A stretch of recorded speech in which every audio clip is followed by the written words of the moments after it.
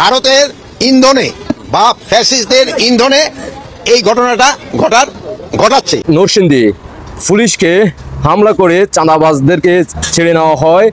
BNP বনাম সমন্বয়ক যারা এই মুহূর্তে দেশ পরিচালনা করতেছে, যারা স্থানীয়ভাবে চাঁদা উত্তোলন করতেছে, ইতিমধ্যে আপনারা নরসিংদী সম্বন্ধে ভিডিও বিভিন্ন নিউজ অলরেডি দেখে ফেলছেন।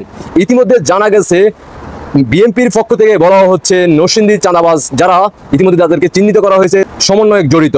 অন্যদিকে সমন্বয়কেরা বলতেছে আমরা কখনো চাঁদাবাজ করি না, আমরা গুলিস্তান, ধানমন্ডি, ঢাকা বিভিন্ন যারা শিল্পপতি তাদের থেকে আমরা মোটা অঙ্কের চাঁদা খাই, আমরা বড় অঙ্কের চাঁদা নিই, আমরা কোনো ছোটখাটো অঙ্কের চাঁদা আমরা গ্রহণ করি না।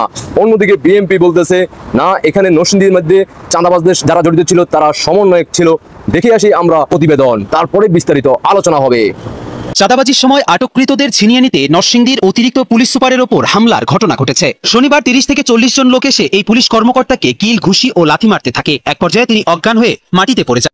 পুলিশ জানায় নরসিংদী পৌর শহরের আরশিনগর মোড়ে ব্যাটারি চালিত অটোরিকশা সহ অন্যান্য যানবাহন চালকদের কাছ থেকে চাঁদা আদায়ের সময় হাতে নাতে আটক করা হয় রমজান ও সেলিম নামে 2 চাঁদাবাজকে। এরপর তাদের ছিনিয়ে নিতেই অতিরিক্ত পুলিশ সুপার মোহাম্মদ আনোয়ার হোসেন শামীমের ওপর হামলা হয়। চাঁদা আদায়ের সময় আটক হবার খবর জেনে ইজারাদার মোহাম্মদ আলমগীর সহ 30 থেকে 40 জন লোক ঘটনাস্থলে আসে। তারা আটককৃতদের ছাড়িয়ে নিতে অতিরিক্ত পুলিশ সুপারকে হুমকি দিতে থাকে। পুলিশ চাঁদাবাজদের ছাড়তে না চাইলে তারা পুলিশ সুপারের ওপর হামলা চালায় এবং এক পর্যায়ে জ্ঞান হারান এই পুলিশ কর্মকর্তা। এই সুযোগে 2 চাঁদাবাজকে নিয়ে সটকে পড়ে হামলাকারীরা। এরপর নরসিংদী সদর হাসপাতালে নেওয়া হয় আহত পুলিশ কর্মকর্তাকে। প্রাথমিক চিকিৎসা শেষে ঢাকার রাজারবাগ পুলিশ হাসপাতালে পাঠানো হয় তাকে। চিকিৎসা নিতে এসেছিলেন, ওনার যে হিস্ট্রি ছিল যথেষ্ট ব্লান্ট ট্রমা। খুব সম্ভবত যারা ওনার উপর আক্রমণ করেছেন ওনাকে হাতে ঘুষি বা এরকম কিছু দিয়েছেন। ওনার ঘাড়ের আঘাতের হিস্ট্রি শোনা গেছে, ঘাড়ে, বুকে এবং পায়ে। দেখলাম যে তারা বিভিন্ন যানবাহন থামাচ্ছে, থামিয়ে জোরপূর্বক তাদের কাছ থেকে টাকা নিচ্ছে, মানুষের খারাপ ব্যবহার করতেছে। একজনের সাথে দেখলাম যে খুবই উচ্চবাচ্চা করছে। তো আমি তখন এটা দেখে আমি গাড়ি থামালাম। আমি কাছে যে টাকা জিজ্ঞেস করলাম যে আপনি এভাবে তো টাকা নিতে পারেন না, এই যে গরিব মানুষ তাদের কাছ থেকে তাদের কষ্টার্জিত টাকা আপনারা কেন নিচ্ছেন? তারপরে এটা হাইকোর্টের আদেশও আছে যে করা যাবে না। এভাবে করে আমি তাদেরকে জিজ্ঞাসাবাদ করছিলাম।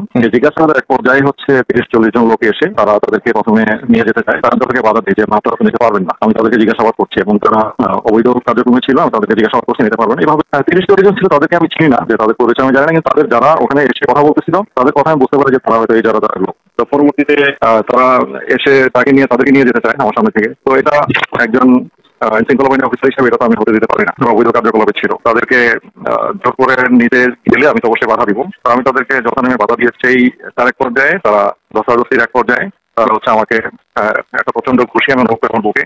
তারপর আমার লাঠি দিয়ে আমাকে ফেলে দেওয়া হয়। ফেলে দেওয়ার পর মাটিতে যখন পড়ে যায় আমার এতটুকু মনে আছে যে আমাকে পায়ের গোড়ালি দিয়ে আমাকে আঘাত করা।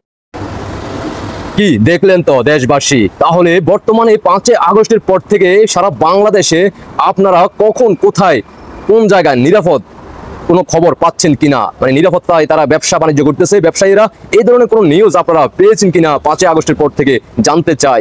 5 আগস্টের পূর্বে বাংলাদেশ কি এভাবেই কি সারা বাংলাদেশে প্রতি মহল্লায় মহল্লায় কি চাঁদা দিতে হইতো, সেটাও আমরা জানতে চাই। ইতিমধ্যে আপনারা জানেন সমন্বয়ক একের পর এক চাঁদা নেওয়ার কারণে তারা অ্যারেস্ট হচ্ছে সেনাবাহিনীর হাতে, পুলিশ প্রশাসনের হাতে। ভিডিও রেকর্ড, অডিও রেকর্ড প্রকাশ হচ্ছে, তাদেরকে হুমকি দেওয়া হচ্ছে।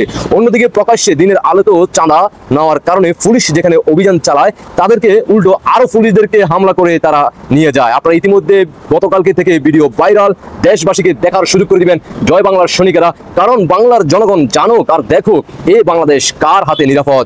কারা 5 আগস্টের পূর্বে ভালো ছিল না গত 15 থেকে 16 বছর, আর বাংলাদেশের মানুষ গত 1 থেকে 1.5 বছরে এই মুহূর্তে তারা নিজেরা চোখে দেখে তারা সিদ্ধান্ত নিতে হবে ভবিষ্যতে কারা ক্ষমতা আসলে এই বাংলাদেশে সাধারণ গরিব অসহায় সবাই, রিক্সা চালক থেকে শুরু করা, সিএনজি চালক থেকে শুরু করা, ছোটখাটো ব্যবসা উদ্যোক্তা যারা তারা শান্তিতে ব্যবসা করতে পারবে কার হাতে ক্ষমতা আসলে। আশা করি বুঝতে পারছেন বাংলাদেশের মানুষ সিদ্ধান্ত নেন এইবার এই বাংলাদেশে কাদেরকে আপনারা বিশ্বাস করবেন। যারা 5 আগস্টের সময় পূর্বে জুলাই আন্দোলনের সময় রাজপথে নেমে আসছিলেন, আসমান জমিন কাঁপিয়ে রাজপথে আন্দোলন সংগ্রাম করছে, তারা কিন্তু এখন আর তাদেরকে দেখা যাচ্ছে না, তারা কথা বলতে পারতেছে না। কারণ তারা 5 আগস্টের পূর্বে স্বাধীন ছিল না বলে তারা গলা আওয়াজ তুলে মাননীয় প্রধানমন্ত্রী শেখ হাসিনার বিরুদ্ধে কথা বলার সুযোগ ছিল। কিন্তু 5 আগস্টের পরে যখন তারা স্বাধীন করলো, তারা নিজেরা নিজেরা বলে বাংলাদেশ স্বাধীন করছি, আমরা এখন উন্মুক্ত, আমরা এখন কথা বলতে পারবো, তারা এখন আর কথা বলতেছে না। আপনারা ইতিমধ্যে জানেন অনেক মির্জাফরদেরকে আপনারা অলরেডি চিনে ফেলছেন, যারা কন্টেন্ট ক্রিয়েটররা ছিল, আপনাদের ভালোবাসা অর্জন করে তারা সেলিব্রিটি হয়েছিল, তারা এখন শুধু কাপড় ব্লগ বানাচ্ছে আর কাপড় খোলাখুলি নিয়ে ব্যস্ত। কেউ আবার বিনোদন, ক্রিকেট নিয়ে, খেলাধুলা নিয়ে তারা ভিডিও বানাচ্ছে, কেউ আবার ব্যক্তিগত ব্লগ নিয়ে ব্যস্ত আছে, আবার কেউ আবার সিঙ্গাপুর, থাইল্যান্ড, জাপান ঘুরে বেড়াচ্ছে, বিভিন্ন আবাসিক হোটেলে তারা সময় ব্যয় করতেছে আর তার বিনিময়ে আইফোন আনতেছে। এই হচ্ছে বর্তমান বাংলাদেশের পরিস্থিতি, যারা জুলাই আন্দোলনের সময় আপনাদেরকে ডাক দিছিল আন্দোলন করার সময়। আশা করি বুঝতে পারছেন। দেশবাসীকে দেখার শুরু করে দিবেন, আপনাদের ব্যক্তিগত মতামত অবশ্যই কমেন্টে জানিয়ে যাবেন। আল্লাহ হাফেজ।